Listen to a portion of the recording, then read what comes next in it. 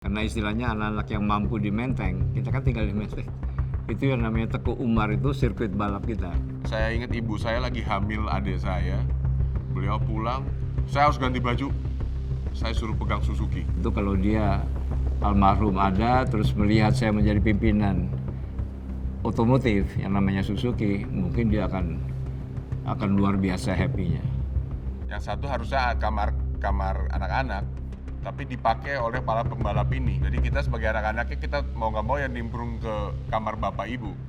Motornya Om Cia waktu itu A100 yang dibikin itu dipakai sama Abel, bisa menang sama motor pabrik Suzuki di Makau.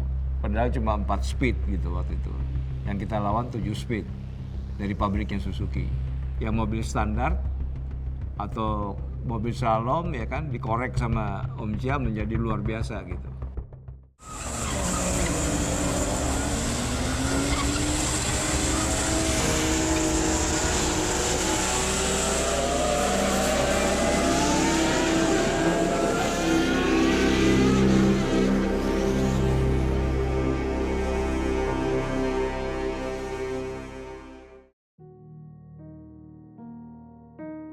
Jadi tidak hanya sepeda motor, waktu kita mulai bikin mobil juga ya sempat bingung juga. Karena Suzuki bukan pabrik mobil di awalnya. Mobil pertama kami bangun itu adalah pickup.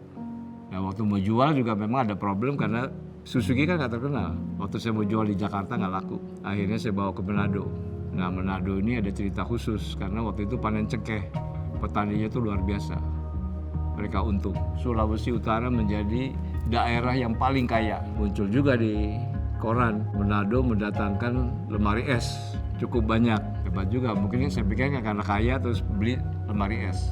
Jadi saya juga kaget waktu saya dengar itu kulkas buat taruh pakaian, buat gengsi aja katanya. Listriknya belum ada. Jadi gengsi-gengsian rumah gue punya lemari es gitu.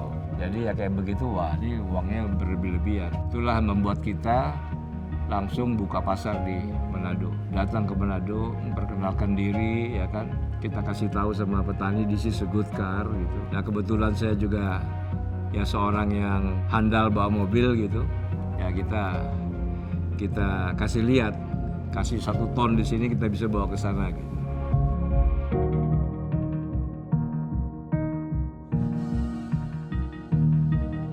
Jadi off-road gitu kan. Ya sehingga akhirnya sukses.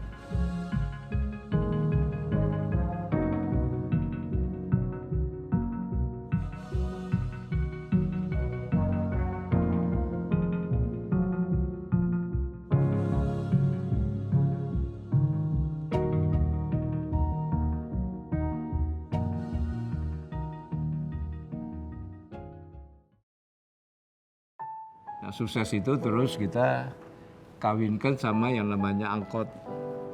Jadi kita nggak bikin mobil mewah, tapi kita bikin angkot yang akhirnya dibutuhkan. Di setiap kota besar lahir angkot Suzuki. Jadi ya itulah kunci daripada keberhasilan Suzuki. Nggak bikin mobil yang macam-macam, tapi pickup. Pickup itu kan kita nggak mungkin balap mobil pickup di Ancol misalnya, kan nggak mungkin. Sehingga waktu itu juga dengan pengalaman, dengan tugas saya, ya kan, kewajiban sebagai ketua IMI, juga membuat satu event di daerah. Memang yang paling memungkinkan adalah slalom. Sehingga slalom itu tidak hanya di Jakarta, tapi kita dibikin di seluruh kota besar. Yang kita punya Suzuki yang betul-betul satu-satunya yang 2 tak istilahnya mesinnya. Jadi lebih lincah untuk dipakai bermain di sirkuit yang kira-kira 2 menit lah total semuanya. Jadi aduh slalom kayak begini gitu. Nah itu jagonya Suzuki. Jadi buat saya juga blessing ya. Sehingga akhirnya Suzuki itu menjadi rajanya slalom waktu itu. Mau juara slalom itu orang ngerti nggak ngerti ya pokoknya Suzuki juara slalom gitu. Jadi dengan Suzuki kita juara slalom, image Suzuki udah mulai naik ke atas. Nah lalu kita mengembangkan lagi model Suzuki yang kita pada waktu itu keluarkan. Itu yang namanya Jimny waktu itu yang kecil, LJ80. Nah LJ80 ini juga kendaraan yang bisa kita main-mainkan. Sehingga LJ80 itu menjadi semacam jagoan cross country gitu. Jadi turun ke jurang segala macam. Jadi banyak orang mulai bermain ke situ. Nah ini juga menjadi tentunya image baru Suzuki. Lalu kita bikin yang namanya mobil sedan, yang namanya Swift. Di awalnya itu keluar dengan 3 pintu. Nah 3 pintu ini kita anggap wah ini bisa main nih gitu. Untuk kita bikin menjadi apakah mobil balap, apakah mobil rally. Nah ini memang mesinnya masih 1000 cc. Sehingga waktu itu kita bilang udah ini ada rally kan. Ada rally dan lain sebagainya kita mainkan. Gimana kita tampilkan mobil Swift ini ikut rally. Rally ada 2 macam. Yang namanya time rally sama yang namanya speed rally. Nah zaman dulu peraturannya itu kan masih istilahnya kita masih bisa oprek-oprek mesin sendiri, besarkan mesin sendiri, kaki-kakinya kita robah, sehingga Swift yang saya pakai itu waktu itu juga sempat menjadi kita robah menjadi cukup handal.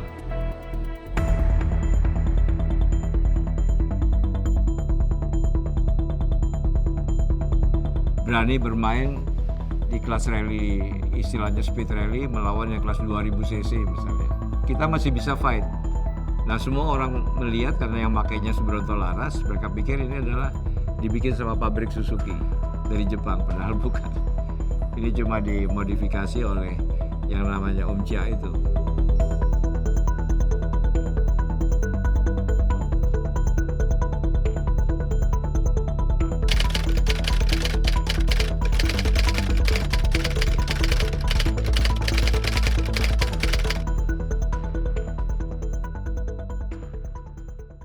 Di Suzuki ini kan saya kan pengalaman mengenal yang namanya Om Chia atau Pak Iskandar yang saya anggap sebagai guru saya, ya kan. Dan memang mulai main motor juga sebelum kita kerja sama-sama. Akhirnya mungkin jodoh. Tahu-tahu masuk ke Suzuki, beliau itu adalah pimpinan daripada produksi Suzuki di pabrik Suzuki di Pulau Gadung. Dan memang waktu itu luar biasa. Yang mau minta Om Chia untuk pindah ke pabrik atau ke bengkel yang bikin modifikasi motor balap banyak sekali gitu. Mungkin gajinya bisa 2, tapi dia bilang enggak. Hati saya tuh Suzuki Pak gitu. Ya inilah yang saya pelajari dari dia, sosoknya ayah saya. Dia itu nggak bisa dibeli. Jadi Suzuki itu dalam sejarah bosnya tuh ganti-ganti, ya beberapa kali gitu sampai terakhir ketemu Pak Subronto Laras, mereka yang besarkan lagi Suzuki-nya di 2 roda dan 4 roda. Tapi dianya sendiri nggak pindah-pindah. Yang kita lihat benar-benar lah buat ini dia kawin sama mereknya gitu. Sampai dia bilang, coba you lihat potong darah saya, baunya bau Suzuki gitu. Dari darahnya aja bau Suzuki katanya. Nah, kalau momen-momen lain adalah yang saya lihat pada waktu dia bekerja. Biasanya mekanik kalau tangan olian melulu, dia enggak, tangannya bersih. Ya, jadi setiap apa dia cuci tangannya, ya dia seperti seorang dokter bedah gitu. Ya, dia membedah tapi yang dibedah mesinnya. Alat dia itu adalah mesin bornya. Alat bor itu adalah alat utama dia gitu, karena dengan itu dia bisa membuat porting mesinnya dan lain-lain ya, sehingga performanya memang meningkat. Semua orang ngomongin jago nih Om Chia gitu, makanya dia disayang sama Belanda karena dia good mechanic lah.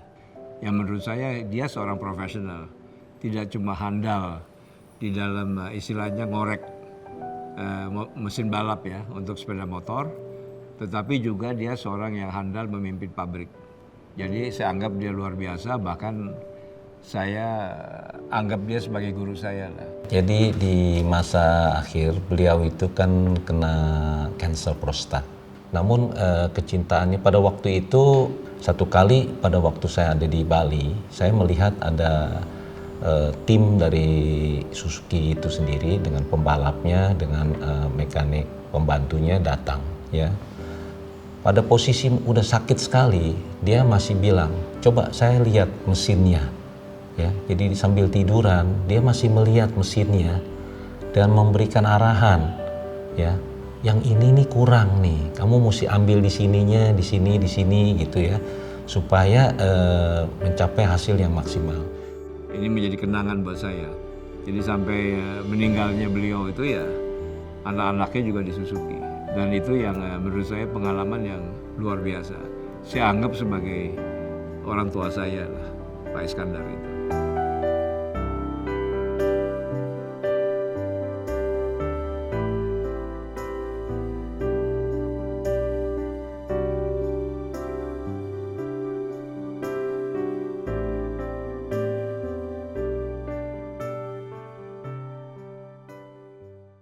Jadi kembali lagi kepada Ikatan Motor Indonesia, itu sebetulnya wadah. Wadah ini penting karena ini sebetulnya perpanjangan tangan daripada Menteri Perhubungan. Jadi ketua IMI itu mestinya ex officio adalah Menteri Perhubungan. Tapi pada waktu itu diserahkan pada Dirjen, lalu Dirjen juga nggak ada waktu mencari dari pencinta olahraga otomotif. Yang kebetulan waktu itu saya menjadi salah satu ketuanya, yang akhirnya melibatkan diri mengembangkan yang namanya IMI ini. Kan bukannya cuma mobil, tapi ada sepeda motor. Motocross saya sempat bikin di Bukit Ambacang, itu di Padang. Sampai waktu itu melimpah ruah dan itu menjadi cerita yang luar biasa. Lalu saya juga bikin yang namanya motocross di Manado. Itu juga sukses besar. Jadi nggak pernah ada event olahraga otomotif yang seperti begitu. Dan itu luar biasa. Dan terus terang kalau kita bicara Batam, Batam itu juga fenomenal buat kita. Saya sama Helmi Sungkar itu bikin balap motocross. Waktu itu Batam masih belum ada perumahan, belum ada hotel segala macam. Tapi kita sengaja bikin itu karena itu diminta oleh waktu itu oleh yang mimpin Batam dan akhirnya sukses besar. Kadang-kadang saya juga ketemu ada perempuan bule di tengah hutan, tahu loh ini Ria gitu. Kenapa Ria? Udah laki gua nih gitu. Gua diturunin di sini katanya. Udah jangan ribut-ribut, kalian tetap fight untuk sampai Jakarta itu tetap leading di nomor 1. Oh, zaman dulu mah seru sekali deh. Nggak akan bisa lupa gitu.